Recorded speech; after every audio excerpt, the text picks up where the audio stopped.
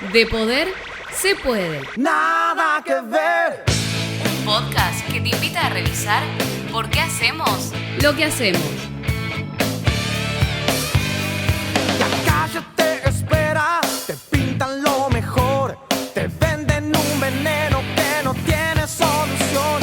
Quieren estimularte, mas todo va peor. Encuentras la salida en el mundo de hoy. Hola, bienvenidos al episodio número 6 del podcast De Poder se puede. Un podcast donde revisamos lo que hacemos y por qué lo hacemos. En esta ocasión tenemos un tema que quizás no es tan debatido entre iglesias y para eso trajimos a la experta sobre este tema, a Valeria Encina, consejera familiar y miembro de la iglesia en Barrio Nuevo, cumpliendo tareas pastorales. Bienvenida, pastora. Muchísimas gracias por la invitación, gracias por poder participar y poder debatir este tema que es tan importante, pero a la vez no sabemos cómo hacerlo. Entonces es muy buena esta oportunidad que nos dan para poder plasmarlo en este medio de comunicación y poder ver así si podemos crear alguna concientización. Bueno, el tema que no es tan debatido, que queremos charlarlo hoy y revisar también, es si un cristiano puede o no puede ser antifamilia. Término antifamilia. Pastora, si yo te digo, ¿qué significa antifamilia para vos en la sociedad en donde estamos, donde nos manejamos, donde vivimos cotidianamente? Sí. ¿Qué sería para vos? Y mira, el término antifamilia ya viene hace unos años, ¿no? Tratando de involucrarse, de plasmarse dentro de los establecimientos educativos, de las redes sociales, diciendo que la familia no es tan importante, que el compromiso no tiene que ser tan serio, entonces los compromisos de matrimonio ya no se dan tanto, con tanta frecuencia, se van a vivir juntos como en los concubinatos. El tema de poder criar juntos a los hijos ya no es tan importante, no importa si se acabó el amor, se acabó y ya está. Uno se va, alguno del matrimonio, sea el varón o sea la mujer, se va de la casa, ¿no? Y queda el hijo sin la protección del otro padre, ¿no? Entonces, así empezó de a poquito. Por ahí la organización o el movimiento más conocido para nosotros, que es una minoría, es el movimiento de LGTB, que es un grupo de personas con desviaciones sexuales. Que según esas personas, no solamente está el hombre y la mujer.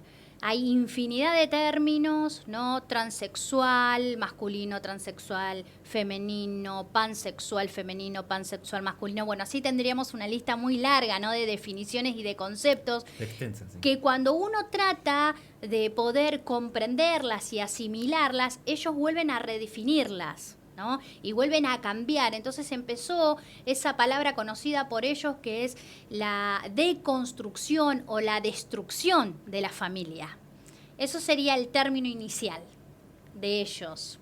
Bueno, término antifamilia, también tenemos dónde surge, que ahora te voy a preguntar dónde surge la ruptura del concepto ese, de la antifamilia, pero más que nada queríamos hacer hincapié en lo que significa antifamilia, a lo que nos referimos nosotros con antifamilia, Sí. que es sobre la planificación de no tener hijos, dentro de un ambiente cristiano, dentro de un marco cristiano. Está bien. Ahora sí, la pregunta que te iba a hacer es, ¿de dónde surge, la ruptura del concepto antifamilia? Está bien. Surge de esta organización que yo te decía, LGTB, que para nosotros es un poco más conocida. Igual empezó hace muchísimos años más.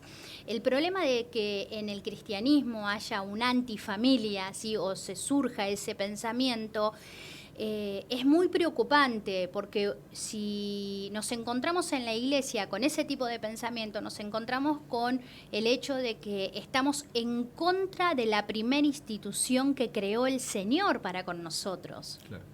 Entonces eso iría completamente en contra de la palabra y de la institución que fue creada por Dios. Iríamos en contra de las normas de Dios. ¿Cómo surge el concepto o cómo se empieza a derrumbar? Bueno, una de las precursoras en el año 70 fue Betty Frien, que sostuvo que el trabajo en el hogar y la tarea maternal frustraban a la mujer. Y ella es una escritora que decía que por ahí para nosotros tendríamos que disputarle el poder al varón. A partir de ahí se empezó a desestimar y a desvalorizar todo lo que tenía que ver con la tarea en el hogar para con la mujer. Después, Germaine Gray lo que hizo fue impulsar la educación sexual temprana en los niños dentro de los establecimientos públicos y así dejar al margen a la familia, a los padres. Decía que había que también erradicar esa idea fantasiosa del amor romántico dentro del matrimonio y poder impulsar mejor la libertad y las ganas que tuviera cada uno de cómo desarrollar su sexualidad. En Estados Unidos, Madalyn Murray en el año 60 presentó un escrito, hizo una denuncia, ¿no?, donde quería que sacaran todas las oraciones matutinas de los establecimientos públicos y lo logró. Logró que no se orara más en ningún establecimiento y que no se leyera ninguna porción bíblica más. Era un país en donde se fundaba por el temor de Dios y por el respeto a las leyes, ¿no? Pero Dios empezó a perder el protagonismo en ese país, ¿no?, y en las instituciones educativas. Desde ahí comienza el trato de querer romper con la institución que fue planificada por Dios. Que es la familia. Que es la familia. Quizás armando un poco el podcast junto a mis compañeros, Sí. Mayormente pensaba en que el fin del concepto de antifamilia Sí. es muy parecido a la idea final del aborto. Sí. La pregunta que me surgía a mí en ese momento era, ¿en qué se relaciona la idea antifamilia con la idea del aborto? En todo, se relaciona en todo, porque es la misma organización que trata de adoctrinar a las personas, sobre todo a los niños. ¿Por qué? Porque una persona adulta que está constituida como cristiana, ¿no?, que tiene sus bases bíblicas, y vos le hablás de todos estos conceptos que te enseña el LGTB, no la va a desestabilizar. Pero un niño en donde vos venís adoctrinándolos desde pequeño, desde jardín, que es lo que quieren hacer, que es lo que están haciendo ahora, si pueden, ¿no? Tratan de fomentarle la falta de responsabilidad, la falta de compromiso, ¿no? Entonces, si tuviste una noche de lujuria y quedaste embarazada, bueno, anda y soluciona el problema con un aborto o una pastilla del día después. Eso es lo que están tratando de hacer. ¿Por qué? Y porque hay un movimiento económico atrás de todo eso, ¿no? Y obviamente satánico, que quiere destruir las vidas de los niños por nacer. Acá no les importa crear un vínculo entre el niño, la madre y el padre, o generar por ahí a los padres gestantes la confianza para que puedan tenerlo, para que puedan criarlo, ¿no? O en los últimos de los casos para poder darlos en adopción. No, lo que ellos directamente apuntan es a ir y abortar. Entonces sí tiene que ver el antifamilia con el aborto. Mientras que en el Salmo 127 habla de que los hijos nacidos en nuestra juventud son como flechas en manos de guerreros. ¿Para qué? Para enviarlos, para que afecten. Eso dice la palabra de Dios. Pero sin embargo, el movimiento satánico del mundo lo que está queriendo hacer es desacreditar completamente la familia, el hogar, el hecho de poder concebir, y si cometimos errores, si fornicamos, no seguir agregando dolor y pecado a esas decisiones, ¿no? Pero ellos lo malo lo llaman bueno, y cuando uno plantea lo bueno, lo llaman malo. Claro. Recién, hace un ratito, me explicabas que la ruptura del concepto familia surge fuera de un ámbito cristiano. Sí. No nos damos cuenta a veces que hay algunos cristianos que piensan así. Sí. Quizás con por decir que no quieren traer a los niños al mundo para no hacerlos sufrir, Sí. deciden no tenerlos. Ujú. Y esto quizás irrumpe contra lo que dice la Biblia. Lo que te quería preguntar es, Sí. ¿dónde es que, o en qué momento es que se introduce en la iglesia Sí. el pensamiento este? ¿El antifamilia? Sí. Y se introduce desde que consumimos las redes sociales, la televisión, los diarios, Clarín como Nación sacan comunicados amenazantes de que aquellos que no puedan llegar a aceptar este movimiento, este cambio sexual, radical o de antifamilia, lo primero que hacen es lo que van a condenar a las instituciones que discriminen o que no acepten ese tipo de pensamiento, ¿no?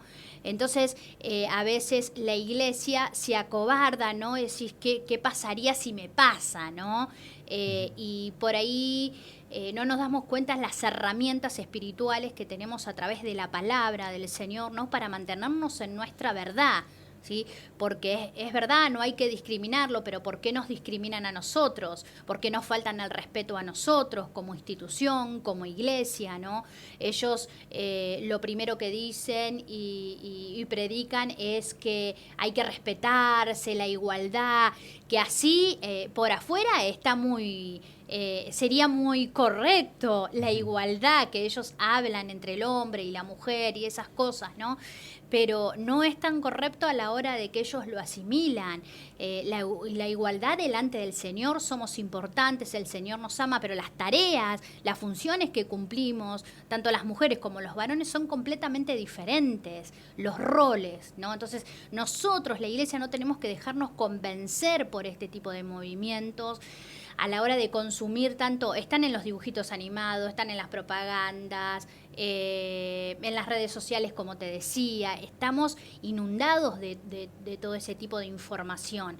Lo más importante para nosotros, la iglesia, es no acobardarnos. No tenemos que acobardarnos, aquel que conoce la verdad puede seguir viviendo en la verdad. Y eso es lo más importante, que nosotros aprendamos a vivir en la verdad y aprendamos la palabra del Señor, que va a ser la base de nuestro cristianismo para continuar con esta lucha.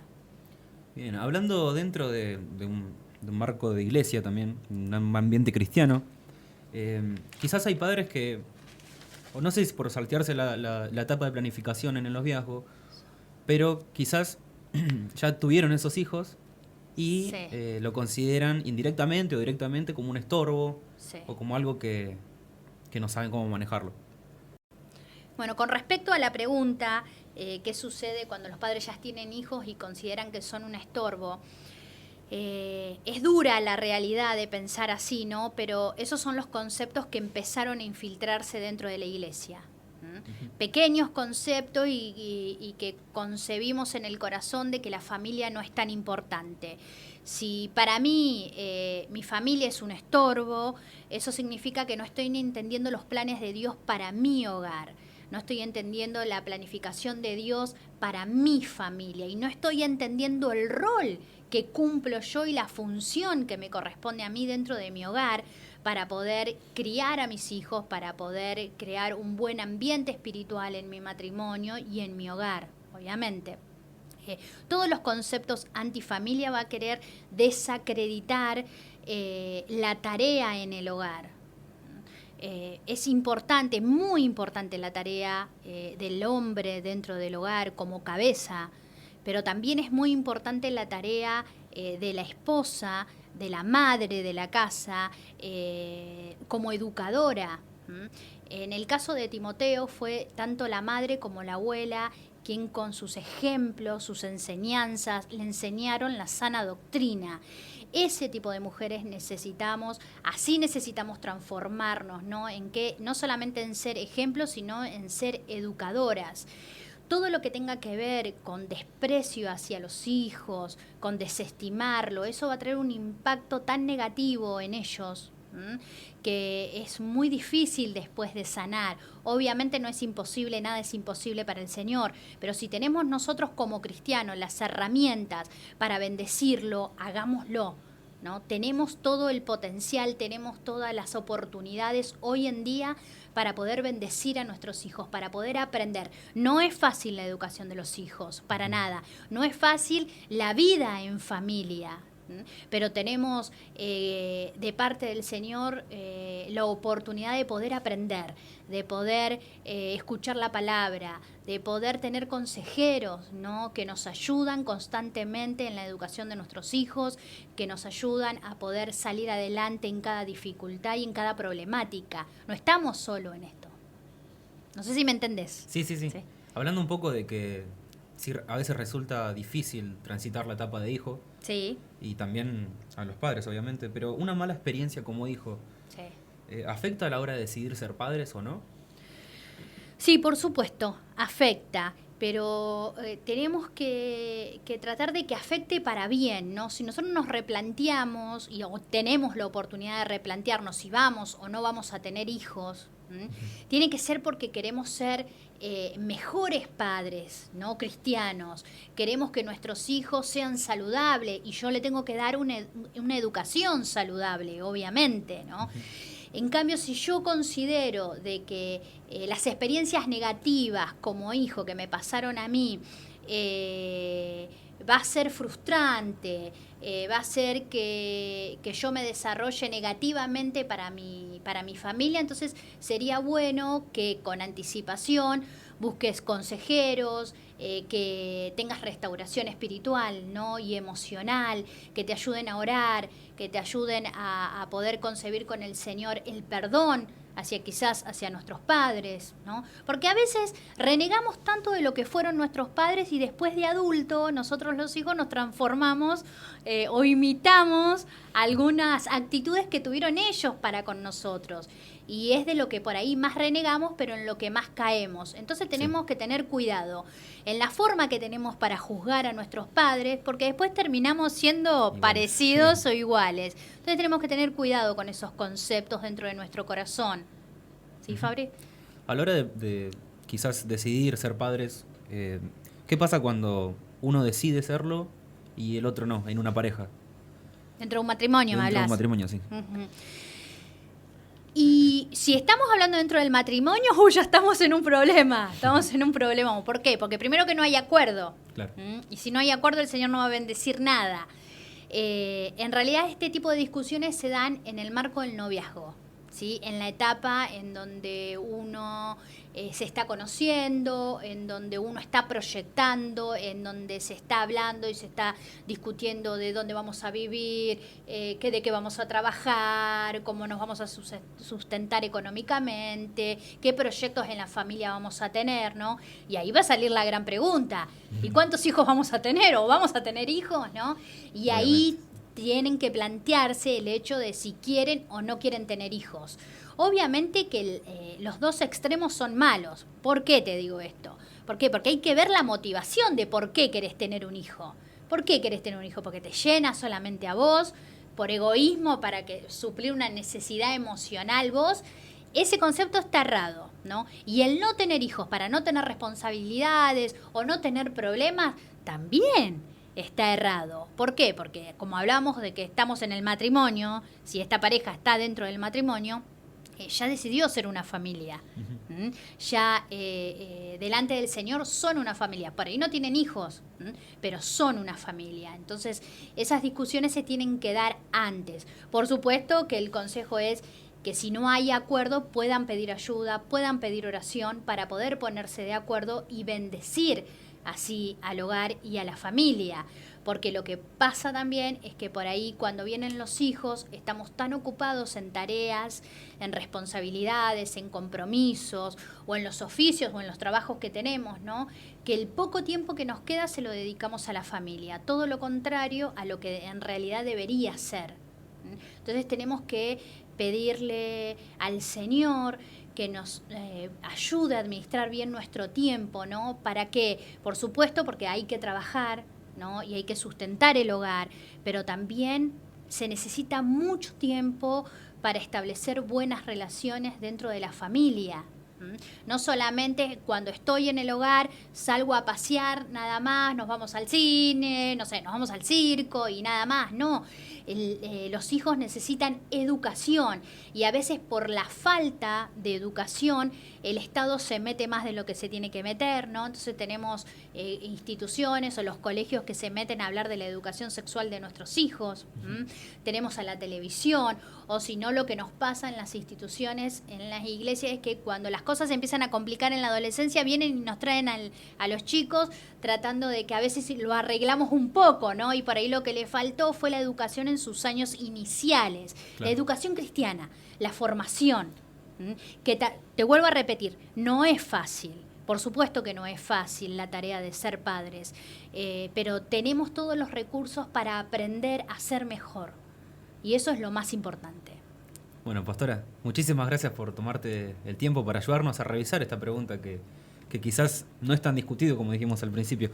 A modo de conclusión y Sí. como última pregunta, quería aprovechar este tiempo para preguntarte, ¿qué le dirías a una pareja que quizás está en el momento de planificación Sí. a la hora de tener hijos, ¿no? Sí. Y quizás está confundida con este tema? Muy bien, el consejo que le doy es que pidan consejo, obviamente, que puedan recurrir, por supuesto, siempre a las bases bíblicas, ¿no? Para tomar decisiones. Y si descubren que hay cosas espirituales o emocionales que todavía no están resueltas de su niñez, de sus crianzas, lo puedan hacer antes de estar en el marco del matrimonio. Si ya están dentro del marco del matrimonio, con más seguridad, les digo que pidan consejo, ¿no? Que pidan ayuda, que pidan oración, que se ocupen de su vida espiritual, que se ocupen de su vida emocional, ¿sí? ¿Por qué? Porque es necesario para la salud espiritual, tanto del individuo, de nosotros, de papá, de mamá, como también de la familia. Eso es muy importante. Hace un tiempo, la pastora de nuestra iglesia, María del Carmen, un día nos habló y nos dijo que nosotros los padres éramos como las bases escondidas, ¿viste? De las casas, que son las bases fuertes, sólidas, que después, ¿qué hacen? Sostienen la casa, ¿no? Sostienen todo.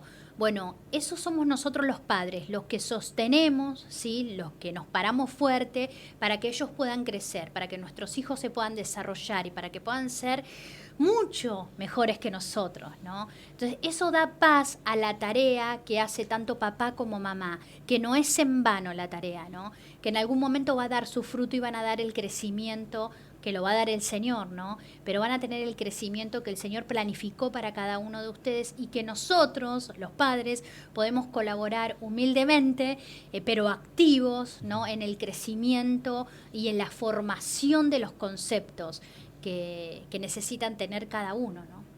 Para poder formar una familia estable, fuerte y sólida. ¿Sí, Fabri? Sí, pastora, muchas gracias.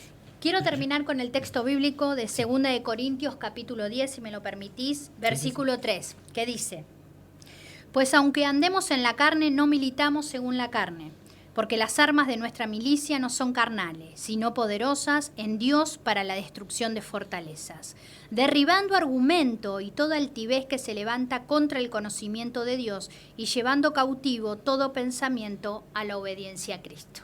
Amén. Que este texto nos ayude para fortalecer las bases bíblicas dentro nuestro, ¿no? El poder darnos cuenta de que en el Señor vamos a poder. No nos estamos peleando con una organización ni con personas. Esto es una lucha espiritual que tenemos que ganar, por lo menos dentro de nuestros hogares, ¿no? Para que el mundo no venga a influenciar ni nuestros hogares ni las instituciones. Amén. Amén. Dios te bendiga mucho. Gracias, pastora. Y así cerramos el episodio número 6 del podcast de Poder Se Puede. Si tenés alguna duda o algún comentario, no dudes en compartirlo con nosotros a través de nuestras redes sociales. Nada que ver.